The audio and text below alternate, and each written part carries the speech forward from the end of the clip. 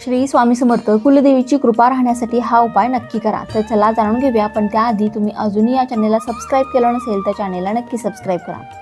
आपल्या कुलदेवांचा आशीर्वाद आपल्यावर राहावा, त्याचबरोबर आपल्या घराची दिवसेंदिवस प्रगती व्हावी, त्यासाठी एक उपाय आपल्याला अवश्य करायचा आहे. हा उपाय तुम्ही शुक्रवारी, मंगळवारी किंवा पौर्णिमेच्या दिवशी करू शकता.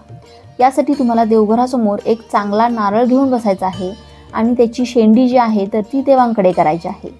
या नारळावर एक एक करून 7 कापुराच्या वड्या ठेवायच्या आहेत आणि त्या आपल्याला प्रज्वलित करून पूर्ण घरभर हा नारळ जो आहे तो फिरवायचा आहे. जोपर्यंत हा कापूर जळत आहे तोपर्यंत ओम ऐं ह्रीं क्लीं चामुंडाय विच्चे या कुलदेवीच्या 99 मंत्राचा जप तुम्हाला करायचा आहे.